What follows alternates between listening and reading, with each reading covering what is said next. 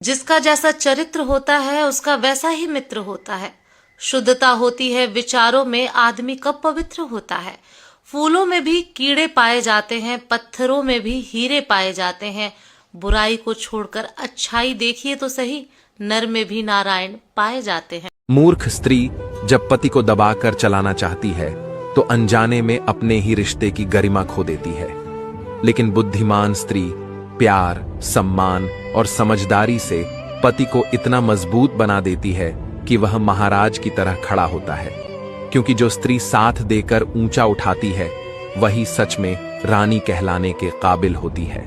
कुत्ता जिस घर की रोटी खाता है ना, उन लोगों पे कभी नहीं भौंकता, पर कुछ औरतें जिस मर्द की कमाई खाती हैं उसी को समाज के सामने बेइज्जत करती हैं, क्योंकि इस तरह की औरतों में अकल नाम की कोई चीज नहीं होती। एक अकलमंद औरत कभी भी अपने पति को बेइज्जत नहीं करती है।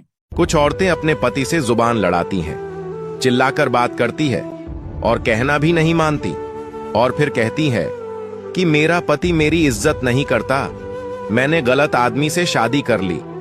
तो मैं बताऊं कि पहले आप अपने पति की इज्जत करना सीखिए और फिर देखिए कि आपका पति आपको अपनी पलकों में बिठाकर रखेगा, क्योंकि उसे भी इज्जत और प्यार चाहिए होता है। चारों धाम की यात्रा और तीर्थ सब व्यर्थ हैं अगर अपने बूढ़े माँ बाप को घर में अकेला और दुखी छोड़ रहा है। असली स्वर्ग उनके चरणों में है।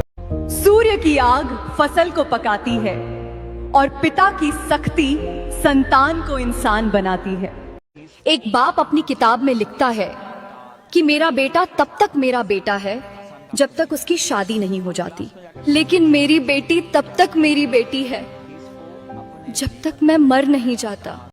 याद रखो, एक शादीशुदा स्त्री चाहे जितनी भी पूजा पाठ करे, व्रत रखे या भजन कीर्तन करे, लेकिन वो सच्ची धर्मनिष्ठ तब तक नहीं बन सकती जब तक अपने पति के 3 धर्म पूरे न कर ले।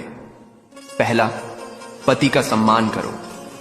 कभी भी किसी के सामने अपने पति को नीचा मत दिखाओ, क्योंकि पति का मान ही पत्नी का गहना होता है। दूसरा, पति की कमाई की कद्र करो, चाहे कम हो या ज्यादा, उसे भगवान का प्रसाद समझकर धन्यवाद दो। तीसरा, पति से मीठा बोलो, बात बात पर झगड़ा मत करो, कटु वचन मत बोलो, क्योंकि घर का सुख मीठे बोलों से ही बसता है। जीते जी माँ बाप को पानी तक नहीं पिलाया और मरने के बाद हजारों को दावत खिलाता है। ये कैसा तेरा घटिया नाटक है। मुर्दों पर फूलों का हार चढ़ाना सिर्फ एक तमाशा है। कदर करनी है तो उनके जिंदा रहते करो, वरना शमशान में रोना बेकार है।